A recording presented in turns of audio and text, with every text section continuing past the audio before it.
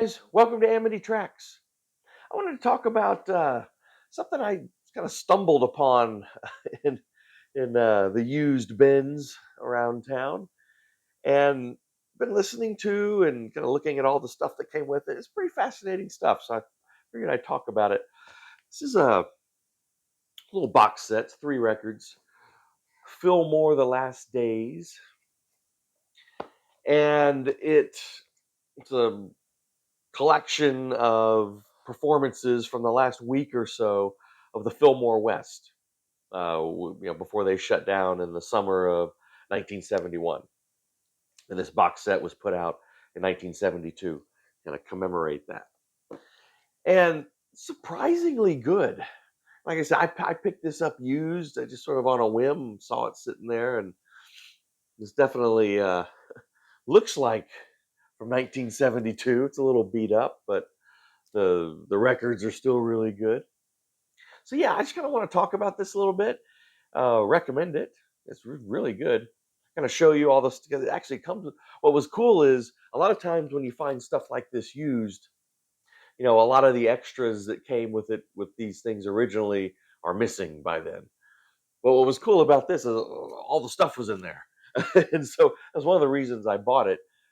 Even before really knowing what the music sounded like. So well, first of all, I'll give you a little history. You kind of understand what this is all about. So the Fillmore West and also the Fillmore East, of course, which is, you know, probably most famous for where the Allman Brothers recorded their landmark live album, right at Fillmore East. Fillmore West was San Francisco, Fillmore East in New York, and both were basically run by Bill Graham. And in this video, I'm going to talk a little bit about Bill Graham. He's a fascinating figure in the history of rock and roll. So Bill Graham is probably the most famous promoter in rock and roll history, I guess, or at least he's up there.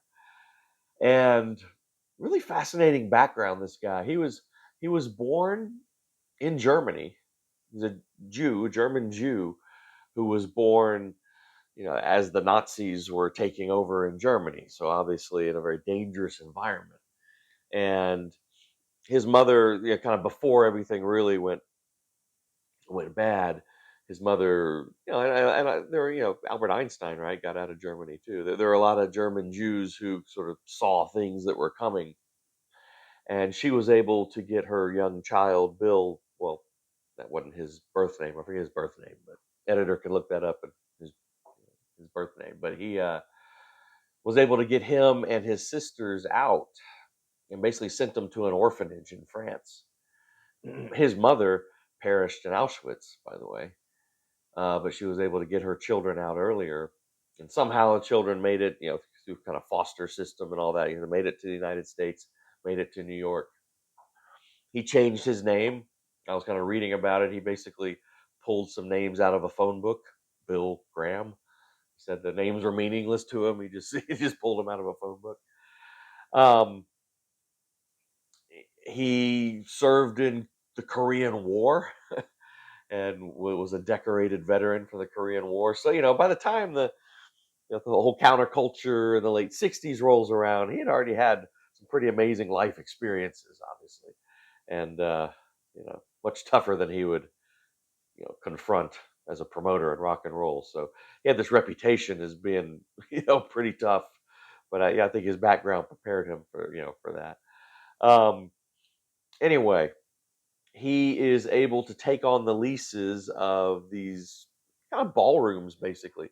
The Fillmore West in San Francisco, a little bit later, Fillmore East in New York, and he starts promoting these shows. He just sort of gets into the promotion business, and again becomes one of the most influential, important promoters ever. He dies, I think it was 1991, in a helicopter crash. He had just left a Huey Lewis in the News show, and he was trying to put together. I think he had secured Huey Lewis in the News for some sort of benefit show he was putting together for something, and his helicopter crashed into one of those electrical towers or something. So anyway, that was the end of Bill Graham. But So it's kind of interesting history. And the reason I'm talking about him so much is, he is so key to this box set and to this story, of the Fillmore, venues, basically.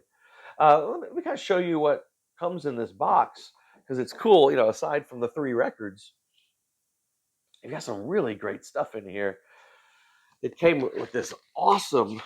And this is one of the reasons I bought it. I was like, even if the music sucks, all this stuff is really cool. Found it used. Turns out the music's great too. But it's beautiful, poster here. I don't know. I have a lot of replicas of these posters. That'd be a good show. Kind of looking at these sort of vintage, or at least replicas of these vintage, late '60s posters. So this is the poster that was promoting that last week. If you kind of look at all the artists, it shows you the lineups and stuff. So that's cool. It comes with this great booklet with an essay by Bill Graham. So, reminiscing and talking about, running the Fillmore. There's Bill Graham. But really interesting essay by Graham, about running the Fillmore and about that last week in particular. And just interesting stories about, how they built a basketball court to have like basketball games during the week, with all the staff and everything. Built a basketball court like right in the middle of the ballroom, and just kind of all that stuff. What's really cool? Oh yeah, it kind of shows you some reproductions of a lot of the poster art for the shows.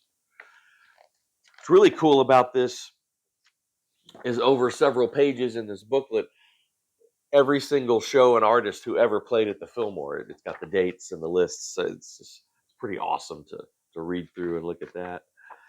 And then let's see. Yeah, I think that's it. Anyway, this great booklet. You've got now, according to Wikipedia, why would Wikipedia lie?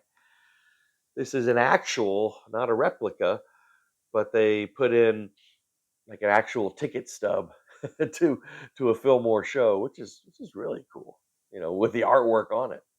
I was reading Bill Graham said they started putting the artwork on the ticket stubs to try and prevent forgeries, because a lot of people were forging tickets to get in. And then finally, this little record, it actually plays at 33, but it basically looks like a 45. It's about 16 minutes of an interview with Bill Graham, where he's talking about the Fillmore and talking about rock promotion in general. It is a fascinating listen. I just finished listening to it. It's going to really inspire me to do the video, where he just tells these stories. I guess one of the lessons here is you don't screw with Bill Graham. I mean, he was known as sort of this ruthless businessman. Um, it's interesting. We complain nowadays, of course, about Ticketmaster and how the business is now. It's kind of funny that this interview was 1972, and he's complaining about how rock and roll is becoming big business, and it wasn't like the old days. So that's kind of funny. A little quote I wrote down here says, "It's getting more and more like big business." Bill Graham in 1972. Um, but it's a great interview. It's got another fun quote. He said, "What we have today," he's talking 72, "is much more good music and much more crap." He's just talking about the music industry in general. He tells a really funny story, or complaining about one of the reasons he decided he had to shut down the Fillmores is the writers on the contracts, for the artists were getting more and more ridiculous. He said, it used to start off as like 2 pages. Now it's like 50 pages, and all these ridiculous demands from the artists. So it's kind of fun to listen to. It's interesting.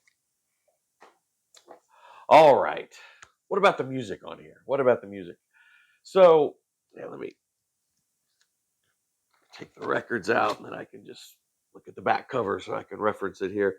What was interesting about this is, I had heard probably about half of these groups. I mean, there's Elvin Bishop, of course. There's Quicksilver Messenger Service, Boz Scaggs, Grateful Dead, also the little side, the New Riders of the Purple Sage, Hot Tuna, little well, Hot Tuna became a great band in their own right, but obviously a little spin-off from Jefferson Airplane, right? What's interesting, Jefferson Airplane is not here. They were a big part of this story, but they were kind of conspicuous in that last week in their absence. Santana's on here, Taj Mahal.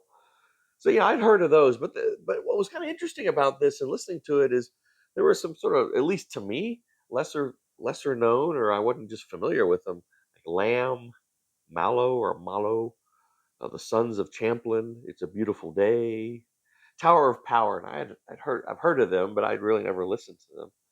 Cold Blood, Stone Ground, yeah. So kind of it was kind of cool buying this because it was a good mix of like some familiar stuff or familiar artists at least, and some unfamiliar artists. And I gotta say, listening to this is a great listen all the way through. Here, I'll just hold the front of the box up. It's a great listen all the way through. If you can pick this up or stream it or whatever, I highly recommend it. Um, some highlights here. The Stone Ground. Again, I never heard of Stone Ground, but a song that they do.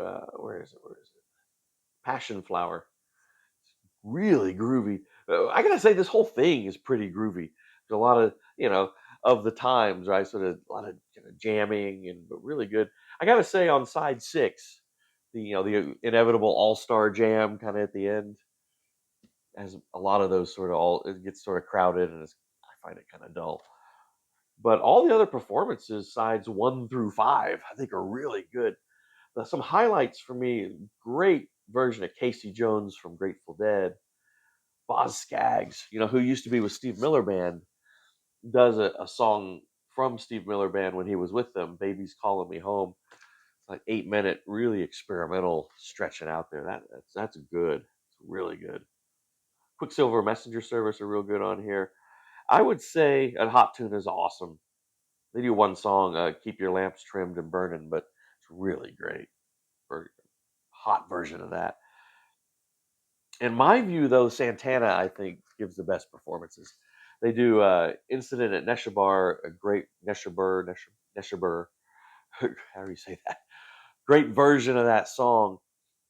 But what blows me away is they do an amazing version, not amazing, but really interesting version of Miles Davis's In a Silent Way. But, with the guitar, obviously Santana's guitar a lot more prominent. Um, Man, that really kind of blew me away. That was good. That was good. Yeah, so those are some highlights, but I don't know. I think it's kind of interesting history. I kind of do history for a living. I teach history. So uh, when those intersect for me, the music I love and then the history of the music, I get real excited. So I just thought I'd share that with you. If you see this or you find it somewhere, I recommend picking it up. It's really, really good. Well, all right, guys, what's coming up? I think I got an exciting week coming up next week. I I've got about 4 or 5 episodes that I've sort of percolating in my head that I'm filming sort of at the same time. So I don't want to tell you what's next week because I'm not sure the order in which I want to put all this stuff out. But I'm excited about what's coming up. I mean, we just did 1980 fairly recently, so we'll hit 81 real soon. Definitely do that. I think I got another cult albums video I want to put out. Those are fun. Uh, and then some artists. I got another artist. Maybe we haven't done any hints in a while in our community tab. Maybe I'll put a hint. We'll put a hint up at some point soon for the next artist where we're going to do a week on, which I'm pretty excited about. Pretty excited about doing these guys. Anyway, we'll see you next time. And like I said, thank you guys for watching. Thanks for subscribing if you have. Please do subscribe if you haven't. Find this stuff interesting. Hit the bell for notifications so you know when we're putting up new videos. We try and put them out every Tuesday and Thursday, but sometimes we do them other days too. And like the videos. All that stuff helps us out. Anyway, we'll see you next time.